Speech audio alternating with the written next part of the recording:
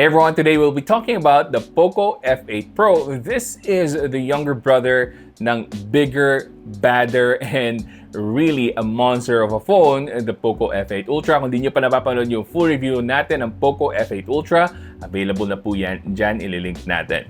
Anyway, gusto ko muna kayong sabihan na kailangan nyo magstay till the end of the video because dito natin ipapamigay itong Poco Pad M1. This is brand new, may kasama pang keyboard and a case as well. So make sure to stick around till the end of the video para malaman nyo yung mechanics. And para lang hindi kayo mag-skip, I will be spreading all throughout the video yung mechanics para manalo. Kung hindi nyo masundan lahat, nako, wala po kayong chance manalo. And with that said, the first rule and mechanics natin para sa giveaway, you have to subscribe dito sa channel natin. Yan yung una. Going back to the Poco F8 Pro, ito muna yung quick unboxing natin. Still got your pearls hanging by my bedside. Still got your lips on paper in a trash now. I never knew love could be so sweet.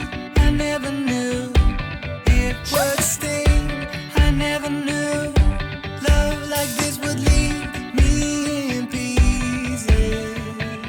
So just like the Poco F8 Ultra na review natin, ang pinadala ng Poco sa amin was the European version. Para kung nalaman, well, we got this sticker in the box and together with that, nakita natin, walang charger na kasama. And that's gonna be for the European version. Wala pong charger para sa Europe, but dito sa Asia, specifically dito sa atin sa Philippines, meron pong charger in the box. So yung detalye na yan, kinonfirm ko mismo from Poco. Pero kung magkamali man ako or magbago yung impormasyon na yan, ilalagay natin yan sa pinned comment. But anyway, pag-usapan na natin agad itong Poco F8 Pro pagdating sa design and aesthetics. Para sa akin, this is a winner. And maybe that's because hindi ko talaga masyadong trip yung itsura ng Poco F7 Pro. So, eto po sila, side by side.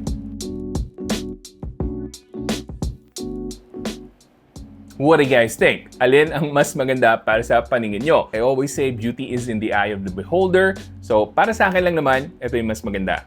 So, tulad ng Ultra, meron pa rin tong metal frame, pero glass back panel yung meron tayo dito sa likod. So, this one is still also in collaboration with Bose pagdating sa speakers niya.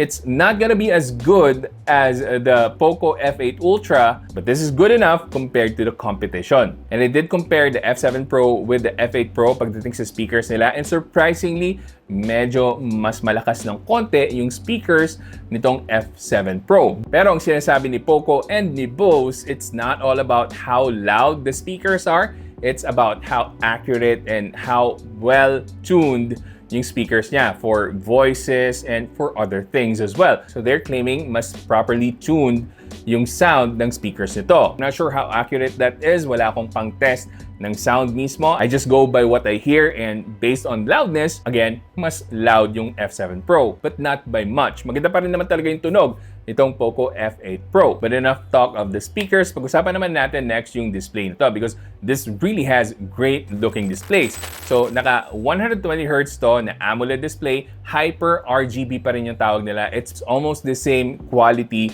pagdating sa Poco F8 Ultra. Ang pinagkaiba lang, medyo lower yung peak brightness natin at 3,200 nits, whereas dun sa Ultra, naka 3,500 nits tayo. Not by much. So, hindi naman ganun kalaki yung difference nila. Overall, sobrang enjoy manood ng video sa display nito dahil nga very vibrant and yung contrast is infinite. Black is truly black.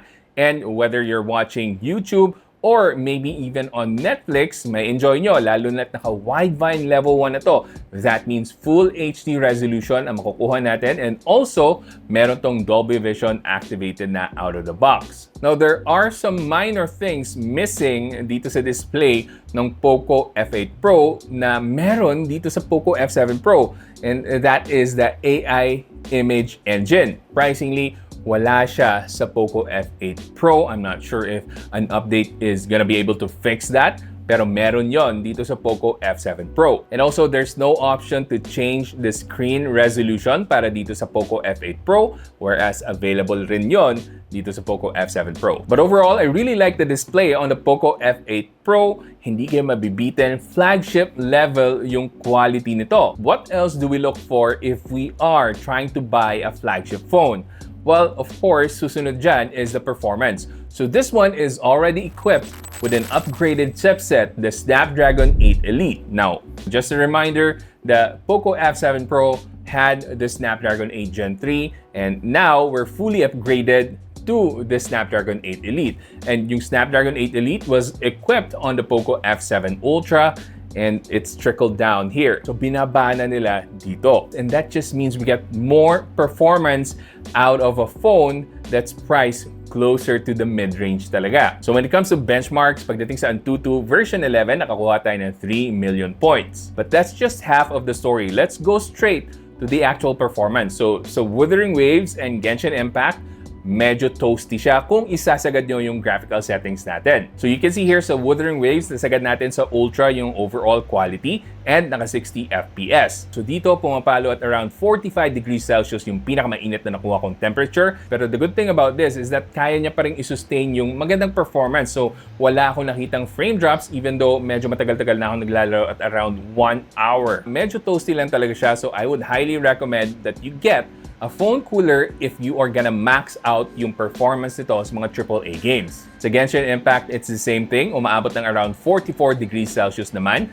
Naka 60 FPS tayo, pero consistent pa rin yung frame rate. Wala pa rin tayong thermal throttling. Performance is really good. However, guys, you have to take note na wala dito yung option na magkaroon ng 120 FPS pagdating sa Genshin Impact. Kung gusto nyo ma-experience yung 120 FPS on Genshin Impact, you will have to upgrade to the Poco F8 Ultra.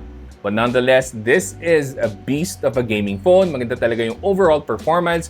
Yung thermals yung talaga kailangan nating bantayan if mga AAA games na naka-max settings ang gagawin natin. Pero kung mga MOBA games lang naman like Honor of Kings, Mobile Legends, and the likes, walang problema kahit wala kayong phone cooler para dito. So overall, this is a really great performance phone, whether it's for gaming or baka gusto nyo mag-video editing, yakang-yaka dito. Basic lang para dito sa Poco F8 Pro. So next up, let's talk about the cameras. Medyo na-upgrade ba yung quality over the Poco F7 Pro?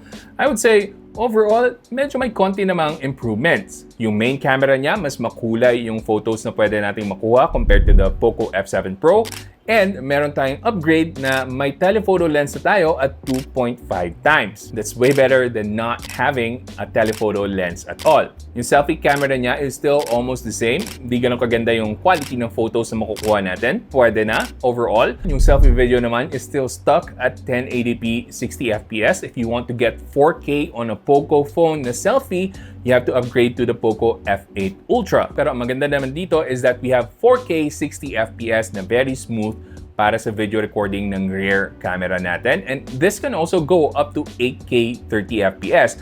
And also, meron pang kasamang log video recording. So kung gusto niyo mag-color grading para sa mga videos nyo for that cinematic look, pwedeng-pwede on the Poco F8 Pro. Susunod naman, usapang battery tayo. So this one has 6,210 mAh of battery capacity and 100 watts of fast charging. Wala po tayong wireless charging dito tulad ng bigger brother niya na F8 Ultra. But overall, I would say battery life on this is really good. Aabot kayo ng 2 days dito easily as a casual user. Pero kung meron kayong hardcore gaming, syempre expect nyo na 1 day lang yung aabutin ng battery nyo dito. Now, bago natin ituloy yung discussion about the Poco F8 Pro, I would just like to introduce sa inyo itong Poco Pad M1. So eto po yung ipapag-giveaway natin. Not this one because this one is already open and I might do a full review on this. But I'd like to introduce this to you kasi napakaganda ng overall specs ito. And I believe I don't have the information about the pricing yet habang ginagawa ko yung video na to. Pero kung makuha ko man while editing this video, I will flash it on the screen para alam nyo yung pricing nito. Pero I believe this is another good value tablet. Kung naghanap kayo ng quality tablet na hindi mabubutas yung bulsa nyo, I would say this is the one. It has everything going for it. A really big display, a really decent performing chipset, and napakalaki ng battery capacity nito at 12 milliamp hours. So this can definitely last for days. Pwedeng-pwede sa binge watching nyo on Netflix or kahit pa magdamagan kayong mag-YouTube dito. And ang maganda dito, hindi tinipid sa accessories ni Poco ito. So merong available na keyboard na partner case na pwedeng mabili. And lahat po yan, ililink ko dyan sa description box. And by the way guys, dito ko na isisingit yung rule number 2 para sa giveaway natin ng Poco Pad M1. And that is to make a comment about the Poco F8 Pro. Iksian nyo lang, hindi kailangan mahaba. Ano yung nagustuhan nyo about the Poco F8 Pro? And also, ano yung nagustuhan nyo about the Poco Pad M1? So, magkasama po yan sa isang comment. Again, hindi nyo kailangang habaan. Pwedeng maiksi lang, pero wag naman yung sobrang iksi na wala talagang effort at all. Alright, so gets nyo? Yun lang. Nabalik na ulit tayo dito sa Poco F8 Pro and I'll tell you all about the other things that you might need to know. So first off, ang napakaganda dito is that we already have eSIM capability dito. So once you unbox this, it will ask you if you have an eSIM to activate. Doon pa lang, goods na agad yung start ng pag-unbox natin. So if mahilig kayo mag-travel around the world, this could be a nice companion. Pwedeng maging hotspot kasi pwede nyo lagyan ng eSIM. Hindi nyo na kailangan pang bumili ng physical SIM from other countries. Next thing you need to know is that this already has Wi-Fi 7. Available na yung latest Wi-Fi protocol dito. So if ever you have a Wi-Fi 7 router at home, this will be compatible. Susunod naman, unlike the Poco F8 Ultra na merong USB-C 3.2 na pwede nating gawing mirror display pag nakasalpak dito yung external monitor, dito sa Poco F8 Pro, hindi po available yung feature na yun. Pagdating naman sa IP rating, meron tong IP68 water and dust resistance. And then susunod, this comes with HyperOS 3.0 out of the box and Android 16 na. Now, final information that I want to share sa inyo, and this could be a really big deal breaker para sa iba sa inyo. This has a lot of ads sa mga built-in apps niya. So, file manager, sa themes application, sa security, and sa cleaner niya, bigla na lang may magpa-pop up na ads. And I would love to say na hindi intrusive yung mga ads ito and pwede mong skip right away. But some of them are actually intrusive. Makikita nyo dito na hindi ko pwedeng i-skip yung ad na nagme-play. That is so annoying. And I would totally understand if this would be a really big deal breaker para sa inyo. Because para sa akin, hindi rin nakakatuwa yung merong ganyang klaseng ads. But if you know your way around the ads sa mga Poco phones, then this shouldn't be a big deal. Pero again, para sa mga casual users na hindi alam kung anong gagawin sa mga ads ito, this could be a huge headache. So take note of that, guys. Napaka-importante ng information na yan. Now, before I tell you my final thoughts on the Poco F8 Pro, this is the final rule sa giveaway natin. So, the final rule is you have to like and follow my Facebook page. So, Pinoy Techdad, ililink ko po yan dyan sa description box kasi doon natin i-announce yung winner. It's gonna be done randomly and if hindi kayo makapag-claim and message sa Facebook page ko within 24 hours after the announcement, I'm gonna be doing a redraw and pipili ulit tayo ng next winner. Alright? Kung hindi pa malinaw, panoorin nyo po ulit yung buong video. Hanapin nyo po yung ibang pang mga rules. Final thoughts for the Poco F8 Pro. So this really is the little brother ng Poco F8 Ultra. If you really want the greatest and latest from Poco, it has to be the Poco F8 Ultra. Kung gusto nyo yung the best of the best. This one is good enough, pero I would say this is a really nice second choice kasi meron tayong Snapdragon 8 Elite. It's a really great performing chipset. Ayun nga lang, di tulad dito sa Poco F7 Ultra to the Poco F8 Ultra na I would say kahit na bago pa lang, sulit yung mga upgrades na meron dito sa Poco F8 Ultra. Dito kasi sa Poco F7 Pro and the Poco F8 Pro, hindi ganun kalaki yung difference. Yung pinakamapapansin nyo lang talaga siguro, yung looks niya, of course, given naman niya yon.